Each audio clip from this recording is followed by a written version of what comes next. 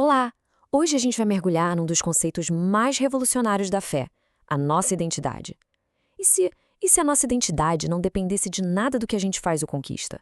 E se ela já estivesse completa antes mesmo de qualquer ação nossa? Vamos explorar essa ideia a fundo. Para começar, vamos pensar um pouco nessa pergunta. Ela coloca a gente bem no meio de uma tensão, né? A nossa identidade é algo que a gente constrói com o nosso suor, com o nosso esforço, ou é um presente que a gente já recebeu prontinho? A resposta para isso, olha, pode mudar tudo.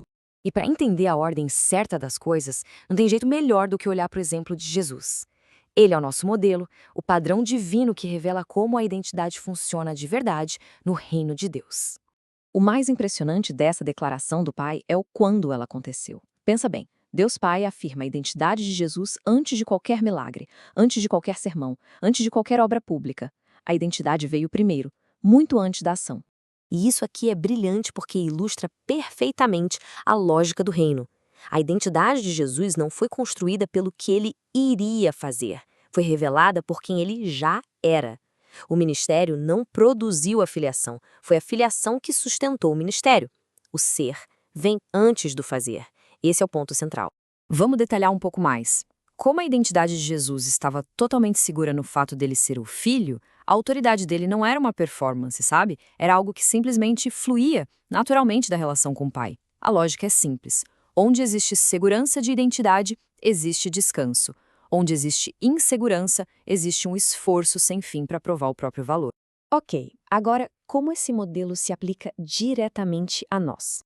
A Bíblia usa uma expressão muito forte para descrever essa nova realidade que a gente vive, a nova criatura.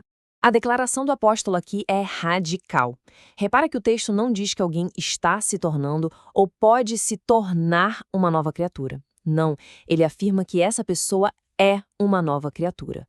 O verbo está no presente, é um fato. E essa talvez seja a virada de chave mais importante de todas.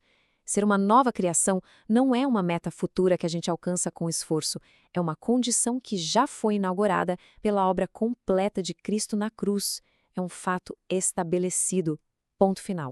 Pensa na metamorfose de uma borboleta. A lagarta não fica lá se esforçando para virar a borboleta, certo? A transformação é uma mudança radical de natureza. A lógica antiga, baseada em desempenho, é como se fosse o casulo. A cruz é o ato divino que vem e pá!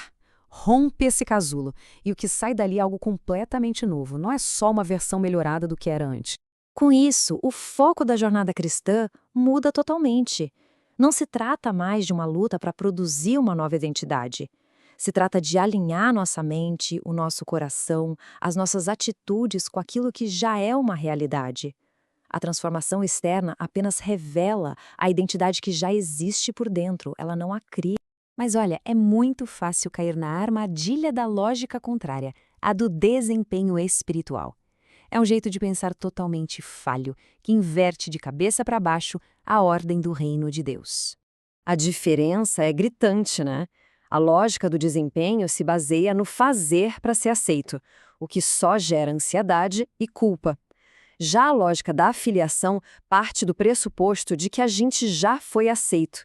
E aí, a obediência deixa de ser uma tentativa desesperada de pertencer para se tornar uma resposta de gratidão por já pertencer.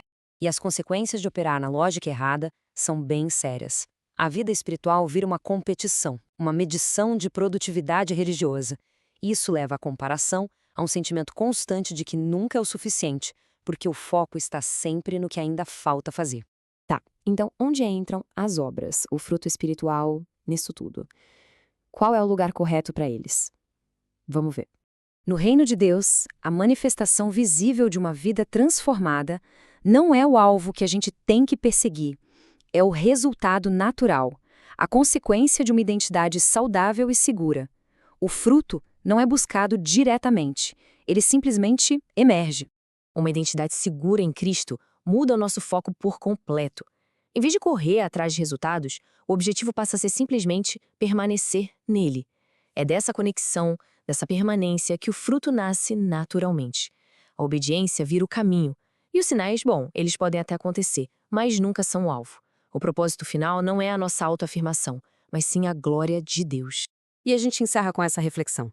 E se a essência da vida cristã não for essa luta exaustiva para se tornar algo, mas sim a libertação e o descanso que vem de simplesmente viver a partir de quem já somos em Cristo? É uma troca do tentar pelo confiar, uma mudança de desempenho para identidade.